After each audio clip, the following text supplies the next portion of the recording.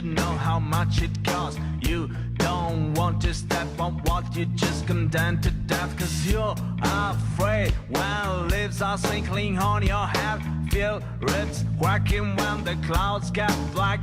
Oh, the chicks trying to know the world that can be sung. White light in your eyes, white light, take a breath.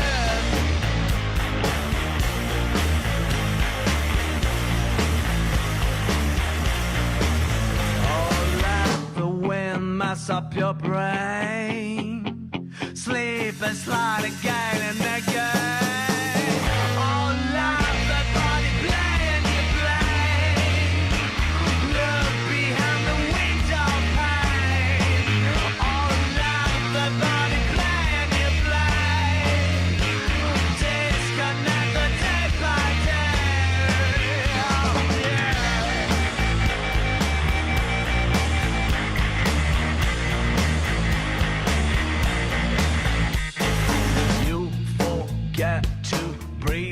Forgot the sun when it gets into the flesh.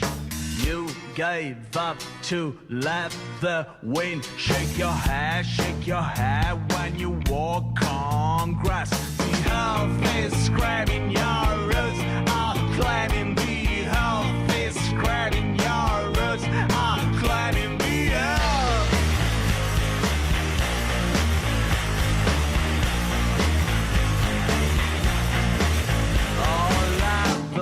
Mess up your brain. Sleep and slide again and again. Oh, love the body play and you play. Look behind the window. Oh, love the play and you play. Disconnect the day by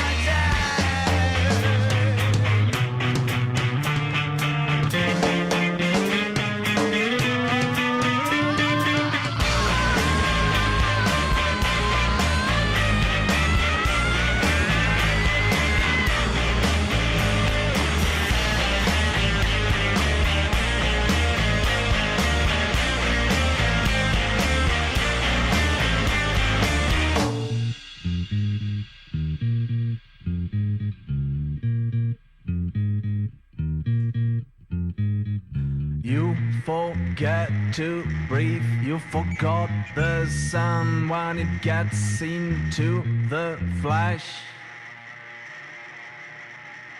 Oh, let the wind mess up your brain. Sleep and slide again and again.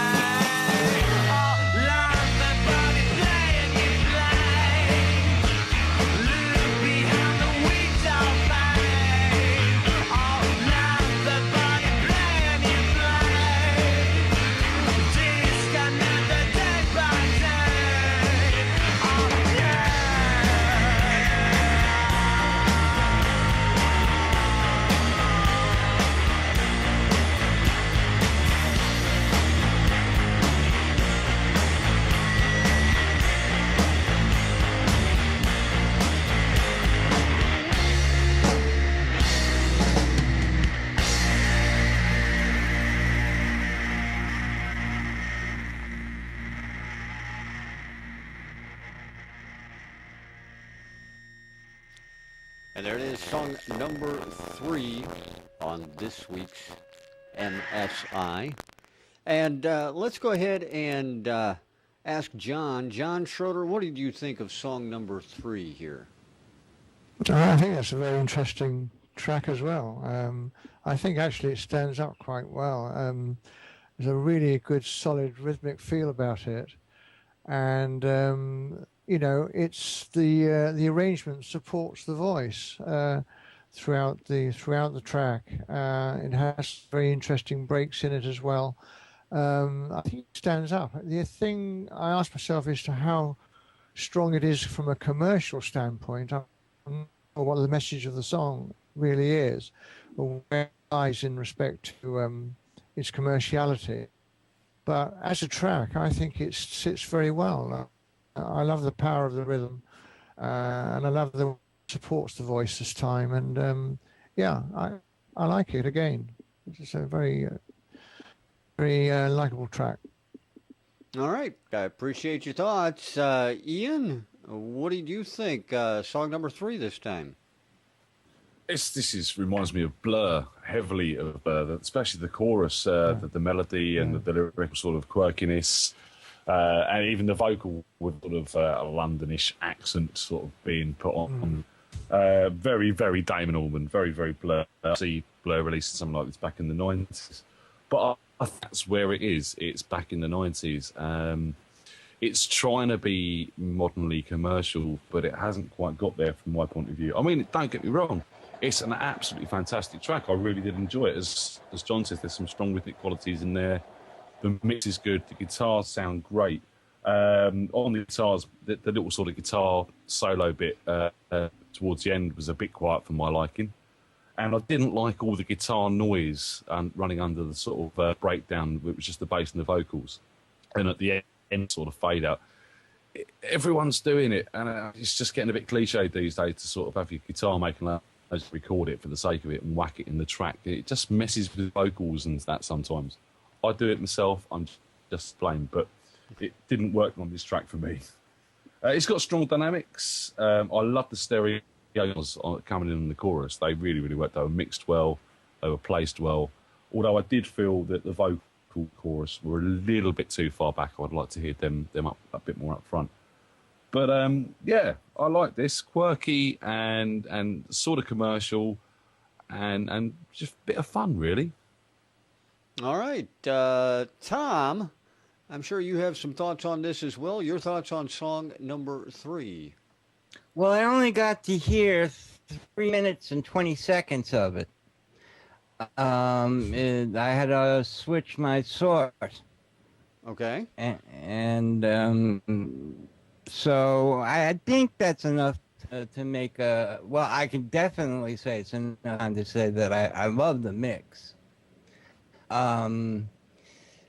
Considering I haven't the whole song, you know, I can't comment on what Ian said about the end.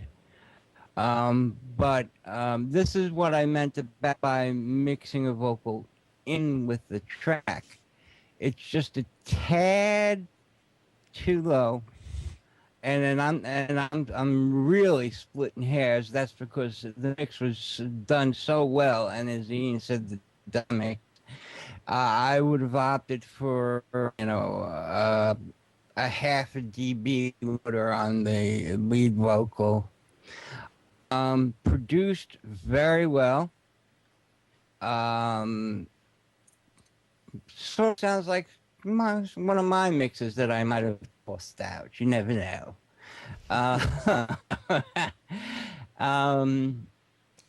The power of the guitars can be really felt, and I love when there's heavy, powerful guitars mixed well, and this lady or gentleman managed to mix them in such a way where you could, you know, continually hear everything. I mean, the bass, the drums, just like I said, the vocal.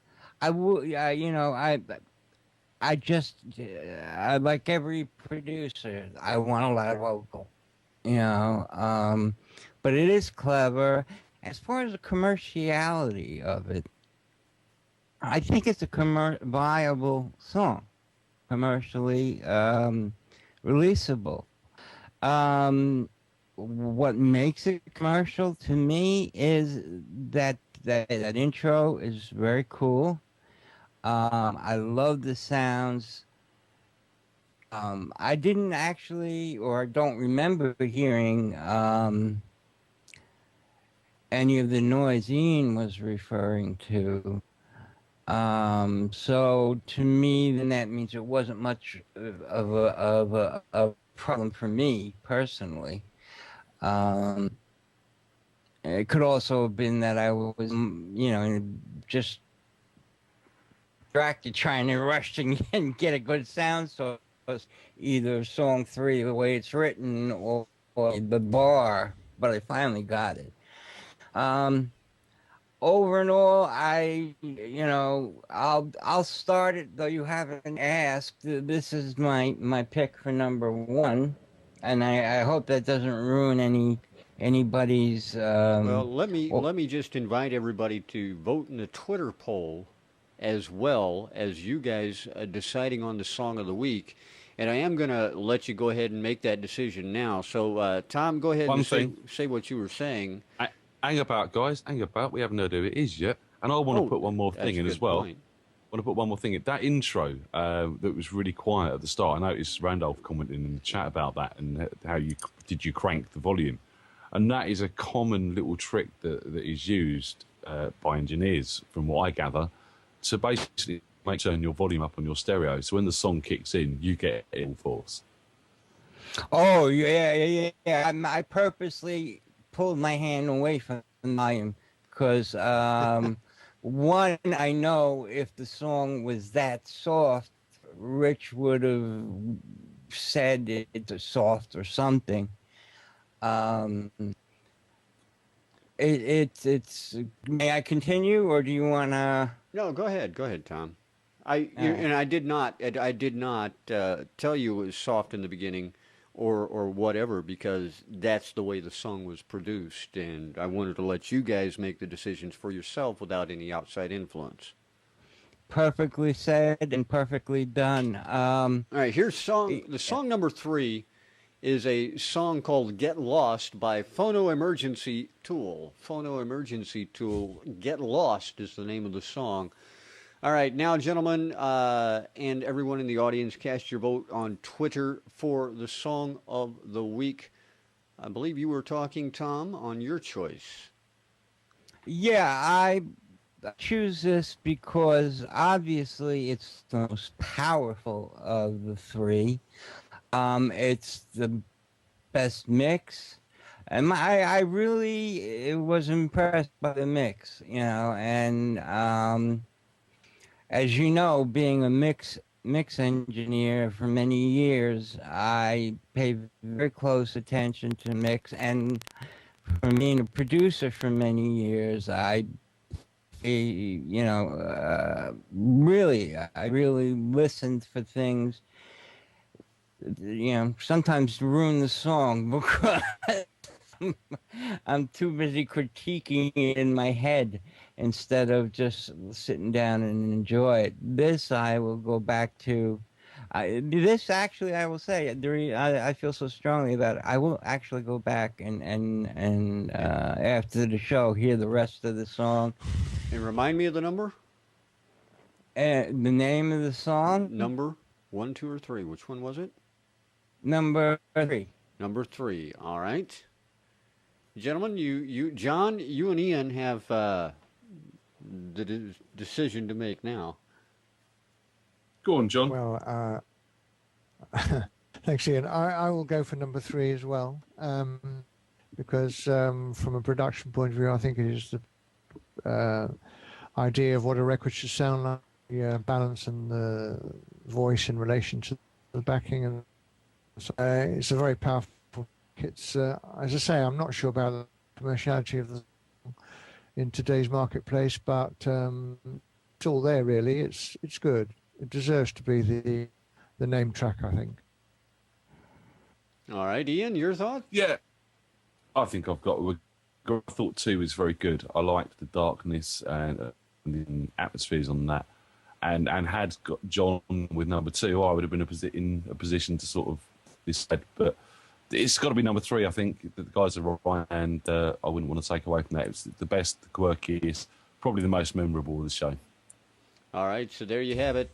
Song number 3, called Get Lost by Phono Emergency Tool, is Song of the Week this week on MSI.